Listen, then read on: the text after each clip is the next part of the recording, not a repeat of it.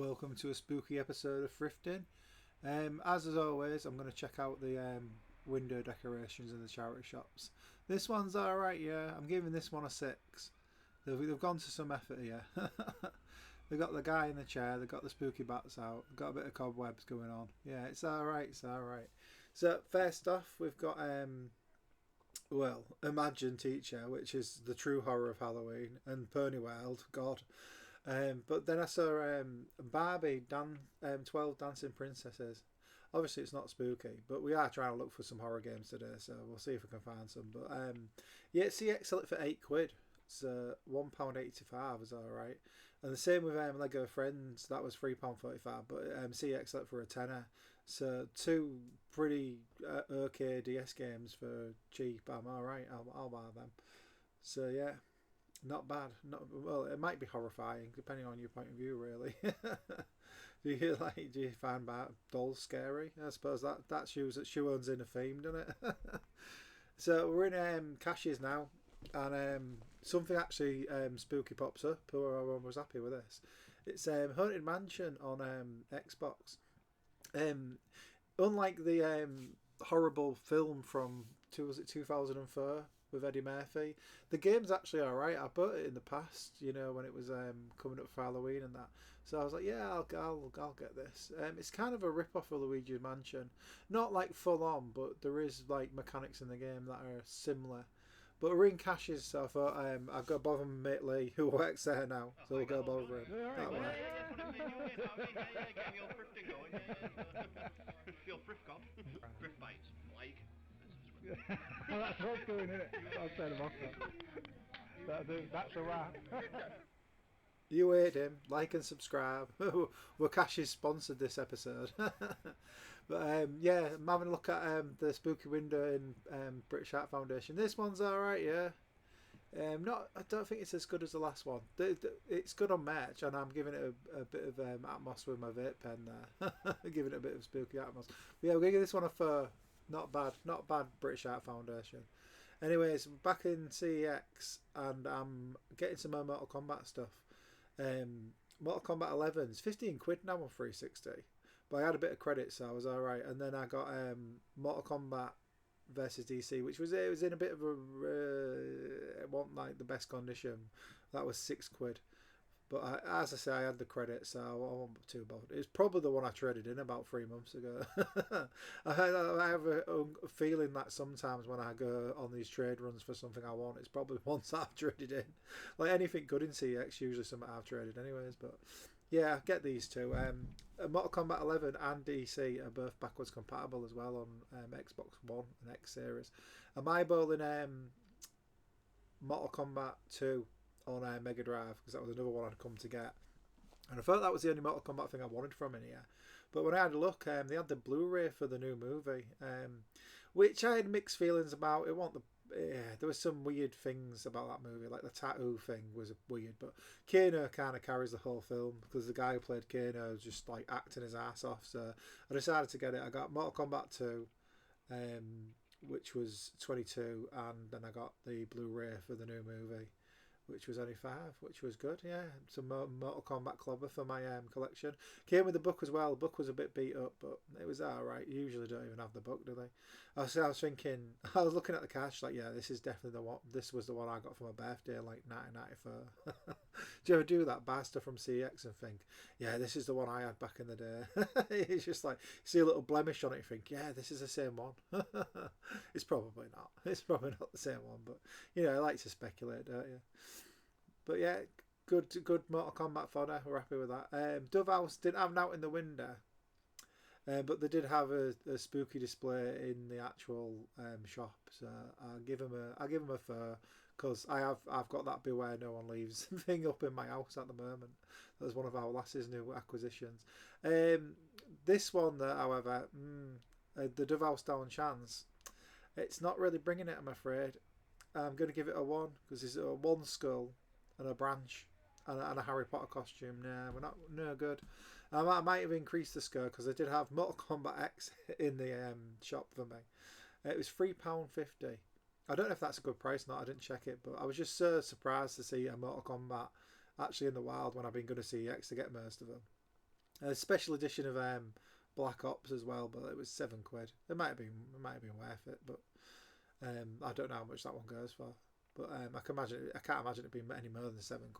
But yeah, Mortal Kombat X. I mean, as far as games go, I always feel like Mortal Kombat has a horror vibe to it, with all the fatalities and that. So it kind of comes in with the theme, doesn't it, for this episode? And to find one in the wild after I've been throwing trade at stuff, it's pretty sweet. I've heard since number one's come out, Mortal Kombat 1, everyone keeps saying X is the best. This is a new charity shop, this one. It's the one that I found them Lord of the Rings ones from.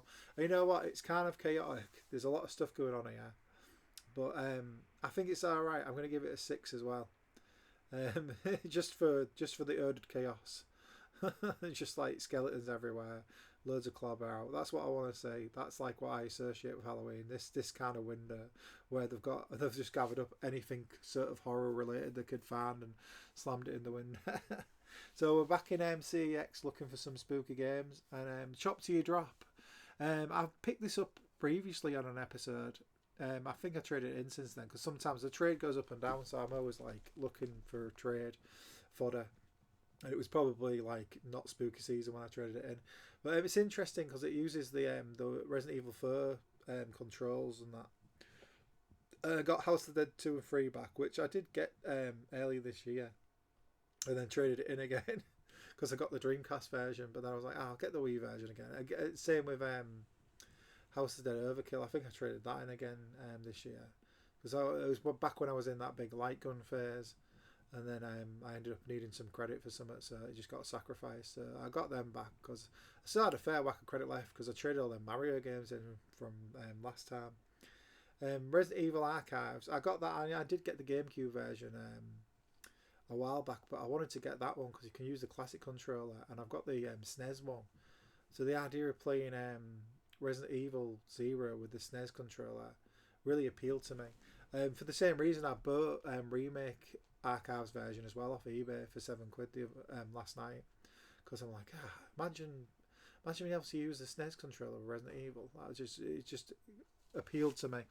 Anyways, I'm looking for Bloodstained Ritual of the Night, which I've never really played that much. It was on Xbox Game Pass at one point, but with me being in a big Castlevania mood, I thought, we'll get Bloodstained as well.